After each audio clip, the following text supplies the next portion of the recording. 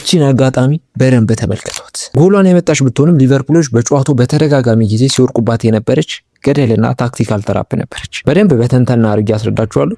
ኮፒ ሊንክ እና ላይክ እያደረጋችሁ እስከ መጨረሻው ተከታተሉ። አንድ ሁላችንም የምናስተውለው ግልጽ ነገር እዚህ ፌዝ ላይ ከየትኛውም አንግል ብትመለከቱት ሲቲዎች የ6-5 ሆነ የ5-4 በጣም ዙም ብታደርጉት ራሱ ሲቲ የ3-2 አድቫንቴጅ ይኖራቸዋል። ኦፍኮርስ ይሄ ከፔፕ ቀመሮች አንዱ ነበር። ኢንቴንሽኑ በማንኛውም አጋጣሚ ሊቨርፑል ላይ ዋን ማን አድቫንቴጅ መውሰድን ነው።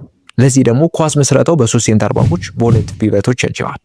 በተለይ እነዚህ ሁለት አማካኞች ሲልቫና ሩሪ ቦታ አያያዛቸው ጥሩ ፓሲንግ ኦፕሽን ያደርጋቸዋል። ታዲያ ኢንተረስቲንግ ጉዳዩ ያለው ስሎት ነገርየውን ኮንተር ያደረገበት መንገድ ነበር። ማንቸስተር ሲቲዎች በማንኛውም መልኩ ኑሜሪካል አድቫንቴጅ ከመውሰድ እንደማይመለሱ ስለተረዳ ኔዘርላንዳዊ ማንቱማን ማች ለማድረግ ብዙም ርቀት አልሄደም።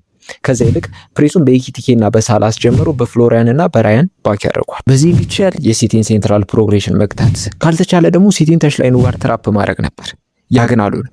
ለቀዮቹም የባሰ ችግር ይዞባቸው መጣ። ዋነኞቹ ምክንያቶች ደግሞ የሲቲ የተጫዋቾች ፕሮፋይል ነበር። ተጫዋቾቹ በእንደዚህ አይነት ቀመሮች የሚቆሙ አይደሉም። ትክክለኛው ምሳሌ ደግሞ በርናርዶ ሲልቫ ነው። አንድ ፍጹም ፕሬስ ሬዚስታንት ነው። ሁለት ደግሞ ልጁ አንድ ቦታ አይቆምም፣ ኮንስታንትሊ ፍሎት እያደረገ። በዚህም ሳቢያ ማን የያዘው የሚለው ጉዳይ በሊቨርፑል ተጫዋቾች ማለት ግራ መጋባትን ይፈጥራል። ጎሏ ላይ እንደምታዩት ቀደም ሲል እንደተነጋገር ነው ሊቨርፑሎች የቁጥር ብልጫ ተወስድባቸዋል። ኦቨርሎዱ ደግሞ የሳላን ፕሬሲንግ ዳይላማ ውስጥ ይከተዋል። ጌኒያዝ ወይስ በርናርዶ ሲልቫ? ኢቬንቹዋሊ እንዲህ ከራሱ ጋር ሲጣላ ሮሪ ለሲልቫ ይለቅለታል። ፖርቹጋላዊ ኳስ ሲይዝ ስቦዝ ላይ ነቅሎ እንዲከተሉ ያደርጋል። በዚህ ሰዓት ማነጻ ይሆናል? ኒኮ ራይሊ ኦፍ ኮርስ። ከዛም በኋላ ያለው ግን በቃ የሊቨርፑል ተጫዋቾች ተስፋ እንደቆረጡ ነው ላርጅሊ የሚያሳይ። ይሄ ነገር እዚህ ጋር ማቴሪያላይዝ አደረገ እንጂ ሊቨርፑሎች እንዲህ ባይፓስ ሲደረጉ መልቲፕል ጊዜዎች አይተናል። ለማንኛውም የእናንተ ሀሳብ ምንድን ነው? ለቡድናችሁ እንቅስቃሴ እስከ 10 ስንት ሰጣችሁት?